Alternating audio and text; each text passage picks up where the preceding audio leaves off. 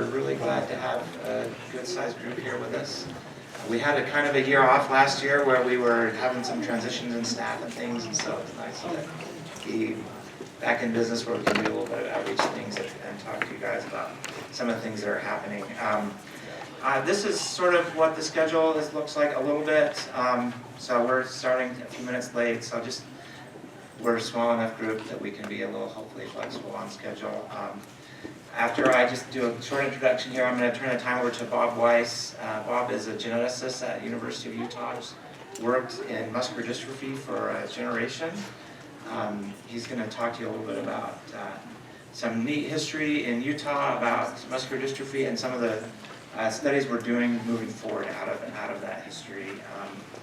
And then I'm going to give just a few minutes to our development office, and then we'll hear from Chris Jones, and I'll introduce him later. But that will lead us up to lunch. After lunch, we're doing maybe a little different we've done in our past family conferences, where we focused a lot on research and some of the projects we're doing in the lab and with clinical trials, and we're going to kind of stay away from that today. I'm going to give you just a one-slide summary of the trials we're doing in a second, but other than that, Bob's going to talk a little bit about the research. But the second half of the day is more focused on families and how we can hopefully make resources available to you and help you to learn who each other is and how to connect to things in the community that will help you. So hopefully that focus is helpful, and let us know at the end. So you've seen some of the tables outside. We brought a lot of people in that have either new medicines or different services they provide. Talk to those folks and see what they're doing. This is just a list, but you can see them. This is just a short, just to give you a little perspective. When I started in this game about 10 years ago, we had one clinical trial for Duchenne muscular dystrophy. And this is the list we have today.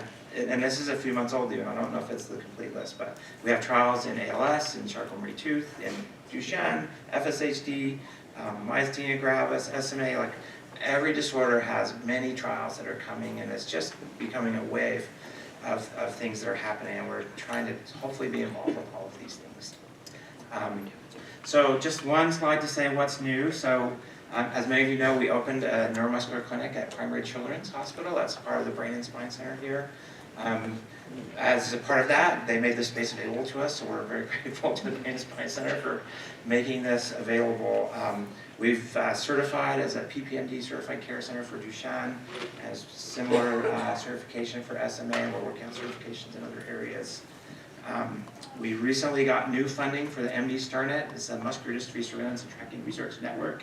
That's a big program grant through the Center for Disease Control to look at whole populations and how many muscular dystrophies are out there. And that program's been going on for more than a decade, but very focused on Duchenne up until the last couple of years, and now branching out into limb-girdle and FSHD and myotonic dystrophy and all these other muscular dystrophies. So we'll have a big footprint in that in the next couple of years. And we have Dr. Weiss will talk to you a little bit about FSHD modifier project that we have going on that connects to some very unique things here in Utah. We just finished a big project for myotonic dystrophy that we've been working on for a couple of years, and the really major finding out of that project is that we were actually to screen 50,000 individuals for that mutation that we see in myotonic dystrophy, and we found it in about 1 in 2,000 people. It's about 5 times higher than we ever thought of before. So that'll drive hopefully a lot of work into myotonic dystrophy. So that's all the introduction. I'm going to do just some thank yous to our group here for Intermountain Healthcare and the Brain and Spine Center who helped provide the space and the clinic that we're doing for University of Utah Health. We have some corporate sponsors that really help make these things go, so thank you to those guys. And you'll see their tables out there. Many of these companies now have treatments that are available, and like 10 years ago when we started this, we wouldn't have had a slide like this where we had a treatment available. So it's really neat. Gabby, where's Gabby?